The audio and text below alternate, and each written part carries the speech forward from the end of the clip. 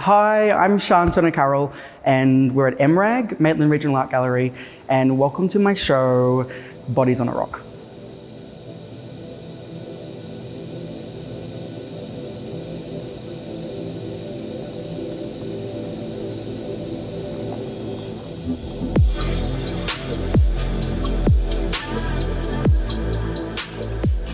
Bodies on a Rock is an exhibition of new and existing work. The existing work is a series of photographs that that document a performative gesture or a performative work that I did in New York. The piece started on my rooftop of my apartment in Brooklyn, and with a mirror in hand, I reflected the first rays of the morning sun. And for the next 12 hours, continued to follow the sun from sunrise to sunset, from Brooklyn, through Brooklyn, over Brooklyn Bridge, from the east side to the west side of Manhattan, and dropped the sun off at sunset. And then I turned and I caught the moon in the mirror, and then I continued to follow the moon through the night. And then the piece finished the next morning when I caught the sun in the reflection on my rooftop again, 24 hours later. The new work that I made for this exhibition, I started developing it on a residency in Iceland. I spent 3 months in a small town called Seyðisfjörður, and I did the residency with a school called Lunga School. It was an experimental art school and extremely influential on this particular body of work.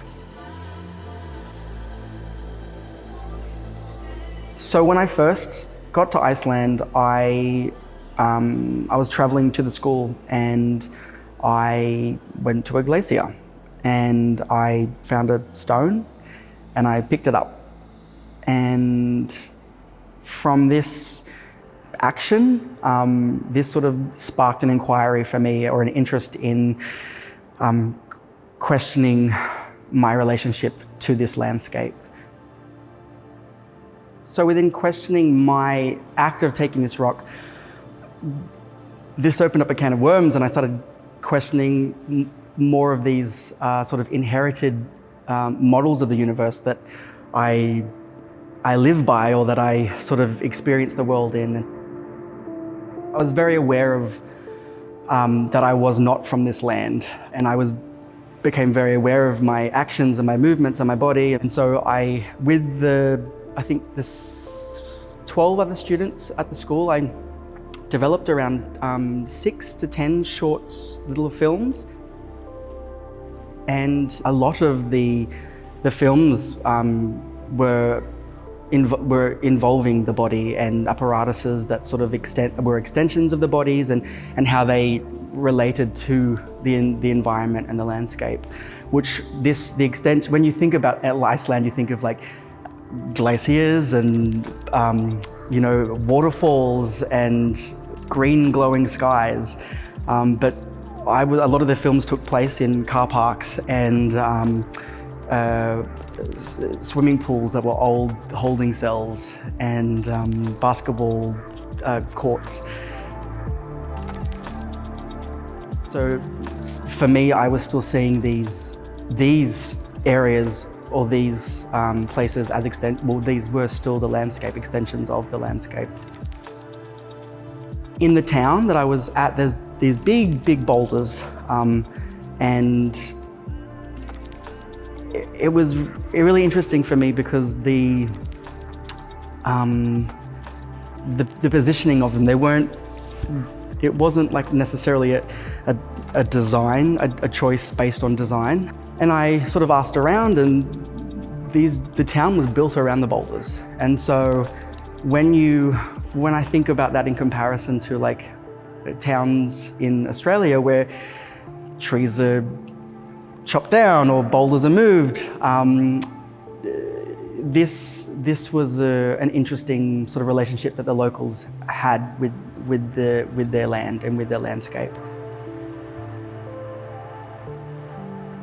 So I spent about 3 months making these rocks, and it was a really interesting relationship watching these slowly turn from polystyrene to plaster and then carved and then hand painted, and to see them slowly evolve and get to those moments where the rock turns into a rock. Like, it's those moments when is it enough, and when does it transform from these things into this other thing? I wasn't so much interested in sort of impressing people with my skill of making a rock, but it was very much more, I became really interested in the moment when you realize that it's not a rock. In not wanting to overly analyze my work or overly explain it, I chose not to have an artist statement, and I asked a good friend and artist to write a little bit about the work. And she has also been to the residency in Iceland at Lunga. So I'd like to share a piece that she wrote about the work that I produced there. Severance from the animal earth. It starts with the impulse to take the rock, then a questioning. Who am I to this rock? How does it see me? How do I see it? Am I other to it? What follows is the unraveling of a web. In the unraveling, I see how culture and history influence my experience of the world around me more strongly than I can know.